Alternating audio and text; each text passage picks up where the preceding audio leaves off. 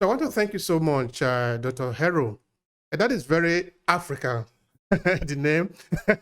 Indeed it is. Hello and welcome to Obehi Podcast.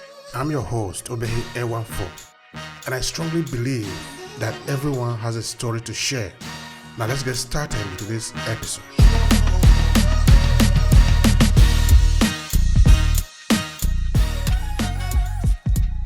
First of all, I'm currently in Woodland Park, New Jersey, which is a suburb of Paterson, New Jersey, which is where I'm from. We are about 15 to 20 minutes outside of New York City. Currently, the weather is beautiful. It's about maybe 55 degrees, probably going up to about 60. The weather hasn't been very cool yet, but we know it's coming. Thank you so much for that. So we have gotten it now. We know where you are coming from. All right, give us a little explanation about you, just a kind of a small intro of people that are see you for the first time. They need to know something about you shortly, please. Sure. I'm currently a principal at John P. Holland Charter School. A little bit about my career. I started out as an English language arts teacher for the city of Paterson. I did that for about 13 years, and then I moved on to administration. I have a doctorate degree in education leadership from Kane University. All right, now I'm trying to understand. Okay, like I said, we're just like in the bar, so we're just talking about something that is important for us because right Sure. now we're talking about education. Somebody that is not in your field might not even know uh, how much importance it is to work in this sector. So, what can you share with us the joy that you have to even work in this area, in the educational area? Because for us, it is very, very important. That is where we form our personality, the people. So, tell us about that, please. Well, there's a lot of joy, but there's a lot of pain also. I'll give you examples of both. There's a lot of joy because I truly love education and I love educating children, particularly from from Paterson, which is where I was born and raised. But there's also a lot of pain there because I often find myself being the only one that looks like me in settings, whether it be my classrooms when I was a student at Kane or whether it be when I'm actually at work. There aren't a lot of Black men educators, throughout the field of education across America. And I think that that's a problem, particularly when you have a lot of young men who need guidance, young men and women. It's not that, people from other demographics can't teach, but we all know that people relate more to people, that have a common background. So again, I think that's an important thing when it comes to education. I take joy in what I do. I just wish there were more men out there doing the same thing. Thank you so much. Yeah, that is very important. All right, now before I come to this very argument now of why there are even less African American in the education, which also include the story of African American in America, tell me a little bit about you when you were growing up. Give us a little background because you said just now that you were like the only one in the class where you were growing up, a kind of experience that you will usually have here in Europe because a lot of immigrants that are coming here giving birth to their children. So we have this experience a lot of times. So give us a background of you growing up in where you were in New Jersey, Yes. correct? In Okay, in Patterson, New New Jersey. Jersey. Yeah. So again, I grew up in the city of Patterson, New Jersey, particularly in the 80s. And I'm going to be honest with you, a lot of the young men that I grew up with, some of them aren't here anymore. A lot of them ended up incarcerated. And for those who did go on to become professionals, a lot of them didn't go into education. Education wasn't something that was really promoted when I was in school. I know, people find it hard to believe, but I used to hear from teachers all the time that you don't want to become a teacher. You don't want to do this. But meanwhile, these were coming from the teachers that I had. This is not something that they encouraged us to do. So it's no surprise that, once I got into the field, I didn't see many people, that look like me indulging in education and teaching. Okay, but when you were still much younger now, still the area of New Jersey, um, did you have other people like you, other African American, who probably also have this desire? Because it is not, of course, I understand it's not the job of everybody to teach. No. Imparting your knowledge, what you know to other people, is a huge service that you are rendering. I understand that not everybody have this one, but at that time that you were still much younger. you have some other persons who are having this similar intention that maybe when they grow out or when they grow up, they are going to become teacher or maybe in a sort of teaching, imparting knowledge into the people? Because you said correctly that the community need guidance. The children that are growing up need people that look like them so that they will Yeah, say, I want to be like him. So tell me exactly. about that. I mean, it's almost cliche, but growing up in Patterson, a teacher wasn't something that people aspired to become. People wanted to become, celebrities, musicians. They wanted to become professional athletes. They wanted to do the things that, in other words, when they found role models, it was always something that didn't pertain directly to their community. The people that they looked up to in the community, a lot of times were people doing negative things. A lot of my favorite teachers, some of them were African American, but more often than not, they were women. I didn't have an African American male teacher probably until I got to college. And why is it like that, if I may ask? Why is it like that? To be honest with you, I think that education is just the value in education just isn't what it used to be.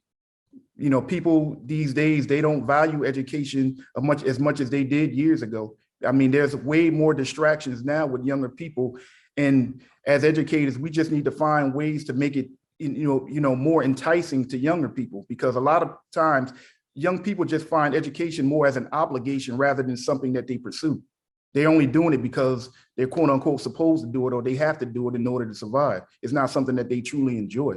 They enjoy the camaraderie and the socializing, but as far as the education that's going on in the classrooms, a lot of young people don't truly value it or look forward to it. All right, Dr. Heru, at the time that you were, before you became a doctor, before you grew up your educational career and built your profile, you will see other people like you.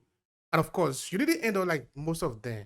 Why was your case different? Why did you remain? Why were you able to become a teacher? And why some other person could do that? Well, I give the utmost credit to my mother, because again, she raised me the right way, and I'm so glad that she did that.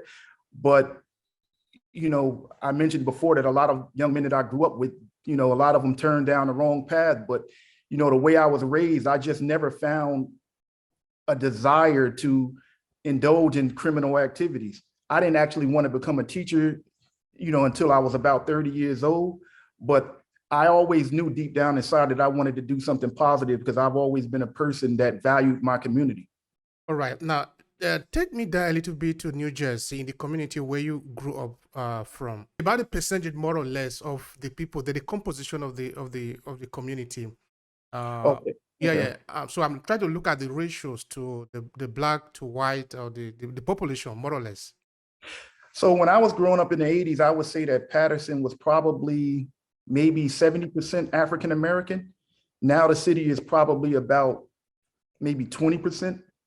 The population now is overwhelmingly Latino. So a lot has changed over the last 20 or 30 years. But when I was growing up, it was mostly African American and maybe 10% white. But like I said, now it's about 80% Latino in Patterson. All right. First, what happened? How did the demography shifted that much from about 70% to like 20%? Where had the people gone to? Well, some of them have moved to other cities like Newark, East Orange, and Irvington, which aren't too far from Patterson. Some of them have moved, back to the South, because, most people that know the history of African Americans in this country, we came from the South and we moved up north for more opportunities. Now the opportunities many people feel are in the South. So many people are moving to places like Atlanta or North Carolina or South Carolina because they feel like the quality of life is better in those places. Not to mention, in New Jersey, the taxes are ridiculous. Okay, maybe that might be also one of the reasons, because people don't just do things. There are reasons why certain things happen. Actually, Yes. I was asking that question because I'm trying to understand that because if we are saying there are not enough male African American teachers in the school system, I want to understand if it is system that we're even talking about, that is enough male to occupy the position. So if from your explanation that at a point it was also about 70% of the population, it means that there were enough people, enough male teacher to occupy this position. So I don't understand why they were it there. Okay, now let's look at it from the point of view of the administration. I mean, the person who is the mayor of the city, I will imagine that he should be concerned about that. No, were there Oh, some kind of program to promote this African male teacher in the school? I think the biggest way that the mayor or politicians or anyone else can promote education is just to pay them more. That's another reason why a lot of people didn't want to go and still don't want to go into education, because it's not one of the top, fields as far as making money. Who doesn't want to make money? A lot of people come out of college with astronomical student debt. They want to go into a profession that they will be able to thrive in. A lot of times, a first-year teacher is not making the money that an engineer or an architect or an accountant or lawyer is making. So why even go into education? This is the mentality that goes on with a lot of people coming out of school. They don't want it because it's not going to pay that much. You have to stay in education for maybe 20 years before you can make a decent wage. And also in Africa, of course, that is also the case, though, in that, because a number of times I've interviewed some people that work in the educational sector, and I usually maybe ask them, when you were growing up, how was the educational system? At the time, it was something that being a teacher was something that you need to be proud of, because it wasn't very common, no? Also, looking at our culture, for you to be considered as a teacher in our culture is something of a high value, because you can't give what you don't have. I mean, if you are giving, meaning you have. So somebody that have knowledge to give now is somebody that is of value in every traditional society, human society. So coming to a modern republican society, democracy, of course, it should also be valuable, because somebody that is imparting knowledge into another person, it should be respected. It deserves the pay. Okay, maybe if you are looking at, I know you guys there will want to call us the third world. Okay, we accept that we are the third world. In the third world country, maybe we don't have money to pay the teachers. So-called third world, right. Okay, so why in the United States they don't pay the teacher enough to be able to encourage them to come more? Okay, in this case, we are looking at the African American as a demography. To be honest with you, I mean, I could go into my own conspiracy theories, but I think it's all a part of the whole structure of our society. Particularly in these communities, I don't know if we're meant to thrive, because again, if you start making education a priority as far as budgets and paying teachers, you will see a vast improvement. But it's my opinion that a lot of times societies need a lower class. They need a society or communities to feed off of. If you understand what I'm saying, I don't think that, the powers that be always want people that come from these communities to rise up. It's almost better or more beneficial to them to keep them down. When we make a comparison between New Jersey, New York, Washington District, maybe California, are there differences in this area, or is it something that is peculiar to your geographical part of the country? No, it's definitely something that's happening, particularly in the urban areas across the country. But, ironically, right now, because of the pandemic that we are going through, we're in times now where teachers can actually negotiate more salaries than they had in the past, because there's a shortage of teachers, and teachers are needed more now than they have been in many years. So it's actually kind of different right now because of the shortage. But typically, again, like I said, teachers, as far as budgets and priority, haven't been that high on the totem pole. But right now it actually is, because of the pandemic. I mean, it's like that in a lot of sectors, because there are a lot of positions open. However, there are not a lot of people to fill them right now. All right, I'm going to touch something that I find to be interesting to me. I'm somebody, an African in the diaspora, so I care about African in the diaspora also. Sure. A number of times that I've interviewed some African American or African in the diaspora, I usually touch this area of education and African history, because for us, this is important. It's very, very important. And you all are a principal of a school. How much effort do you place on the study of African history, in a sense that when the children finish from school, they should know about African history? Well, personally, this is my second year as an administrator. However, it's always been a priority. It was a priority in my classroom, and it's a priority now that I'm an administrator. I mean, let's think about it for a moment. In schools, we learn about European history. We learn about the Roman Empire. We learn about the Greek philosophers and all of these different things. But when it comes to Africa, for whatever reason, they're left out of the equation. So I always make it a point as an educator to make sure that it's taught, not just, African-American history, not just African history, but like you said, African diaspora. I know last year we did, unfortunately, it was relegated to Black History Month, but that was the point of our whole show, was to highlight African or Black achievements around the globe. Because a lot of times in education in schools, that's not done. We teach the same thing every year. It's Dr. King, it's Harriet Tubman, it's, the same old things, but there's so much knowledge out there that, that's being overlooked. And I make sure that as an educator, I don't do that. I make sure that I try to teach these students as much as possible about their history, not just the European history that's taught in the textbooks. Not that that's not valued, but it's only a fraction of the things that have happened in this world. Thank you very much for that. That is highly appreciable because we need to do that. Absolutely. All right. Now, how do you gather the information you use to teach children about African history? Are you like, because in Africa, for example, I can give you an instance of Nigeria. I'm coming from Nigeria. Most of the books that we read in school are coming from Europe, written by European. Of course, when we are in school, we are told that the European discovered us.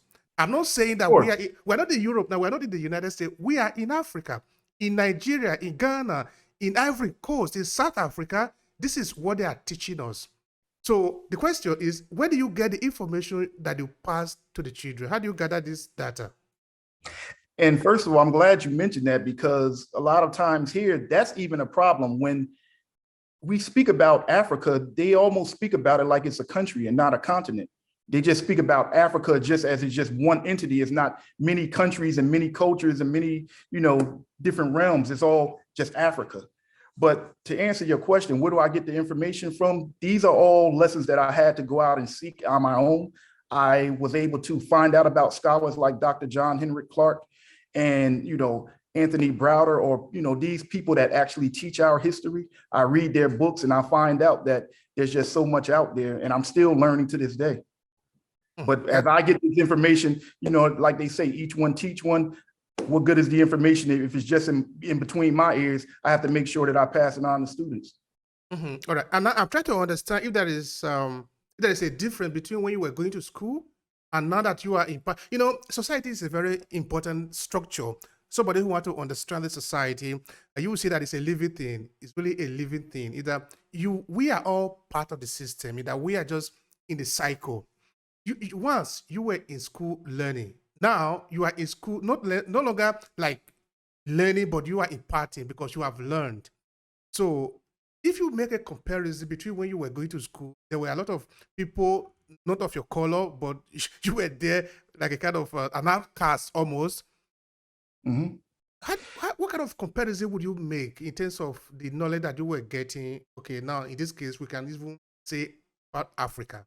I think that now, fortunately, in this technological age that we're in, the knowledge is always at your fingertips. You just have to know the names and the things to just punch into your search engine. When I was in school, we had to go to the library, and even our library in the community, the books were probably 80% from a Eurocentric point of view. Nowadays, with Google and all of these, search engines, if you know the names of the people, you can find information at the push of a button. So what is the difference? I think that we're in an information age, and it's just so much easier to educate yourself now than it was then. I was relegated to whatever was taught in the classroom. There are a lot of students out there that are just learning things on their own because of technology. All right. Now, because of technology and also because of the movement of people, because a lot of one thing that the immigration have also done, of course, even though the human history actually is a history of immigration, because we have been moved, whether everybody will be in Africa, but we have moved moved to Europe, moved to other parts of the world. That is why we begin to form different people in different parts of the world. So immigration is definitely an integral part of the human history. So because of the new wave of immigration, people coming from different part of Africa, different part of the world, coming along with their different reality. Because people are not just coming empty-headed, no? They are coming with loads of everything, culture, experiences, love, hate, everything.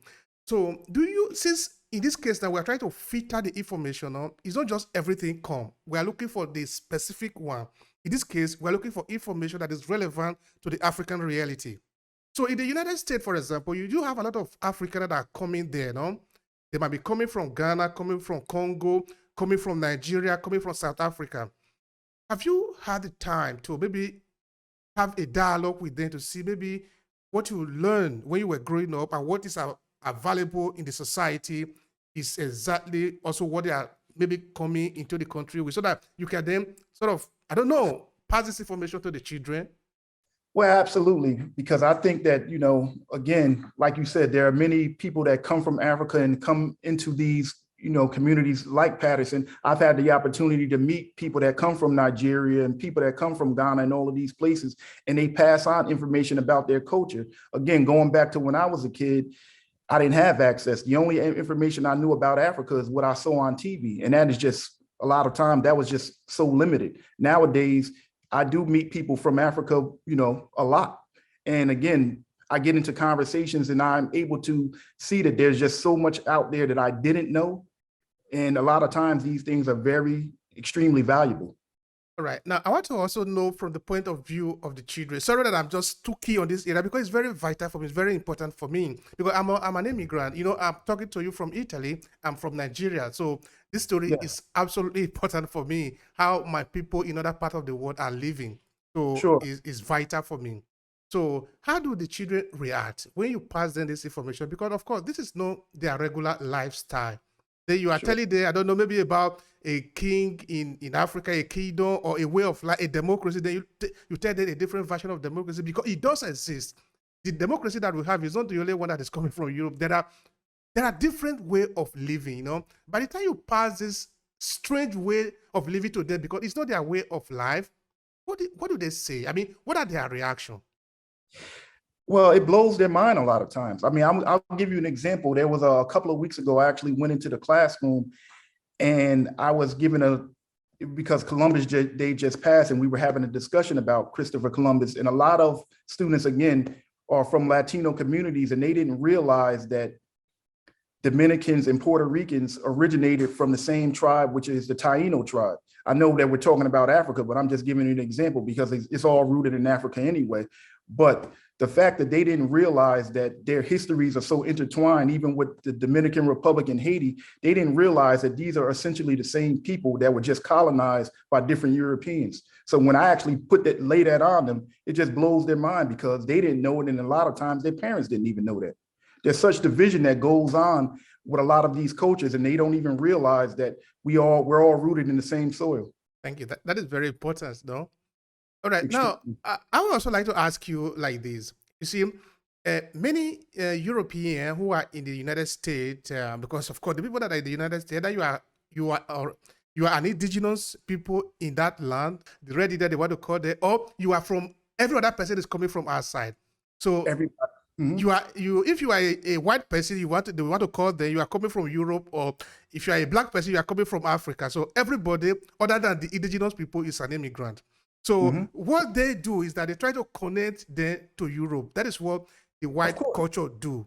So from your point of view as African, I'm not saying that you shouldn't try to know also about the European. It is important Right. because Like I Europe said is part of before, this world. it's a part of the history, but it's only part. It's not the whole story. Echo. Thank you very much for that. So do you also make an attempt the same way that they try to connect to their root, which is Europe, that you also connect the children from Africa to the African root? You have to do that. You have to do it because, again, like I was saying at the beginning of this conversation, there's no hesitation to teach about Aristotle and Plato or Alexander the Great or Caesar, all of these people that come from these European backgrounds. However, they don't know about, Hatshepsut or, Menes or Heru for that matter, because again, it's all part of colonizing the minds and the spirits of people. If people begin to see their own history and realize that they come from powerful stories, it'll just change the whole outlook.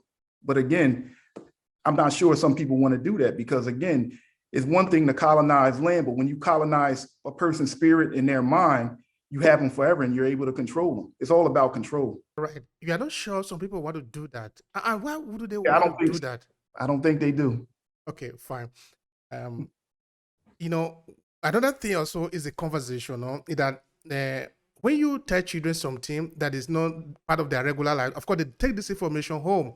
And this one triggers some kind of conversation when they get home. Of course, they return to school because there is this relationship between the school and the family, because both of them are working together for the progress of the child. So each of them need to be sincere to the children in the sharing of this information. I don't know if you have had the occasion that maybe some parents come because what they are learning in school, they brought it home. For this, they want to clarify some issue like that. I don't know. Maybe I'm just thinking. I'm just telling you what I'm thinking.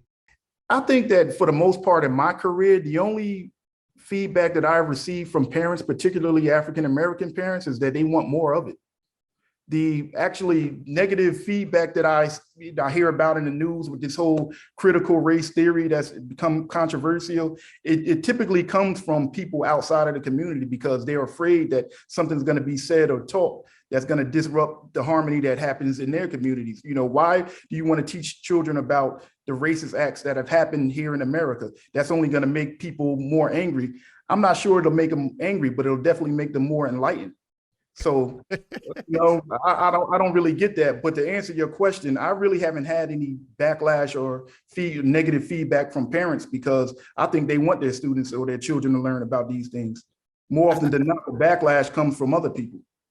Thank you very much for that. Of course, yeah, the conversation must go on. We must talk about this thing because it affects us. It is about us. So if somebody is saying now that because you teach the children about their origin, it's going to become a problem, then that person must explain to me why they are telling them about Europe, because United States is not Europe. So if you're telling them about Christopher Columbus, it's not disrupting the society. So tell me how telling them that they are coming from Egypt, they are coming from a great civilization like the Zimbabwe, how that is going to disrupt them. So I don't even understand that. They're afraid of it. Even if you go to the Metropolitan Museum, for whatever reason, they have your African section and then they have an Egyptian section. I mean, what is that about? Why did they do that? So you know what I mean? But as if Egypt is not in Africa.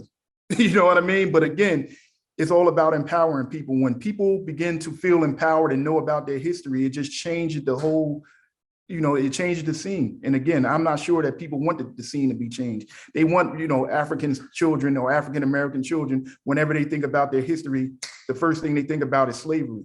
Our history didn't begin with slavery. We're the oldest people on this planet. And that is very important. The children must know that, because, I've interviewed some people who, of course, I've had different kind of experiences, because it depends on who you are talking to, because all of us didn't have the same experience. If me that is talking to you, if you put 2 or 3 Nigerians together to talk to them, they're not going to tell you exactly the same thing because we didn't have the same experience. Mm-hmm. We are all individual, but of course, we must know our source. That is very important. We must know where we come from. Absolutely. All right. You are also an urban leader, I read, no? So I want you to tell me something about urban leadership. Okay. So other than being an educator, I'm also a community servant. I'm a volunteer. A lot of the work that I do is for the Rotary Club of Patterson. We do a lot of work around the community because, again, there's a lot of need. So that's something that I also take pride in. But, I don't know if you want to ask any specific questions, but as a Rotarian, we take pride in, service in our community. And a lot of times we make sure that we concentrate on young people. Mm-hmm. So actually, I'm more interested in exactly what you do with these people. It's like maybe you organize a kind of symposium, you organize a kind of a competition. I'm trying to sort of understand what you do there, this community service. Okay, so there's been a wide range of things in the 10 years that I've been a Rotarian. Some of the things that we've done, we've actually helped to build a water well in Haiti. That was one of the greatest projects that we've done. Right now, our Rotarians participate in a veterans pantry where they give foods and services to veterans once a month.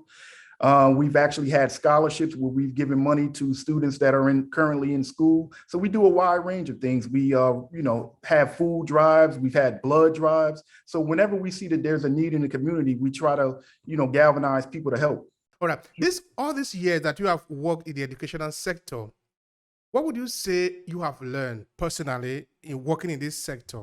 I think the thing that I've learned and I continue to learn is just how much these students have an unlimited potential. I know what it's like to go into a classroom and give information or teach lessons that students value and just see the way that they react to it. A lot of times we think that, students aren't capable of learning. In the 13 years that I've been in education, I've never met a student that can't learn. And I've never met a student that can't thrive. I know it sounds corny and cliche, but all students are capable. You just have to find a way to engage them. And that's just something that I continuously see when I'm in the classroom. And Correct. it always blows my mind when you have a student that people feel like they're one way, but once you find a way to engage them, you find out that that student is extremely bright and has a lot of potential. Now, from the point of view of a teacher, say maybe you want to pass a message to the parent, because like I said before, building and helping the children to grow and become better people is a responsibility that is not only for the school, but also for the parent. Say the parent, therefore, are there your partner. If you were to tell them something or how to help you do your job better for the progress of the children, what would you say? I would just say that, concentrate the most on discipline and manners and behavior, because again, there's no class for that. As teachers, we always find ourselves having to find ways to teach students right from wrong and manners and discipline. I know that's something that comes along with the profession. However, it's also something that starts at home. If a parent works with a student as far as how they should behave and how they should conduct themselves when they're in school, I think that if you have a good teacher, they can do the rest. Thank you very much. Now, to conclude this conversation, what would be your final message? Real simple. Like I said before, each one teach one. When you come into valuable information, just make sure that you find a way to pass it on at least to one person, because I feel like a lot of times we hold things that are valuable inside and keep it within our own family or within our own community when there's many people outside that could use that valuable information. And to me, that's all a part of education. What good is an education if you don't share it with anyone? Thank you, Dr. Heru. It has been a pleasure on my part. Thank you so very much. It was definitely a pleasure, and I look forward to following you in the future. Thank you. Thank you so much. I appreciate that. If you enjoy this podcast, make sure you subscribe so you never miss any of our future episodes. Rate and review Obehi Podcast and share with your friends who might need it. I remain Obehi Ewafo. Thank you so much for listening, and talk to you in the next episode.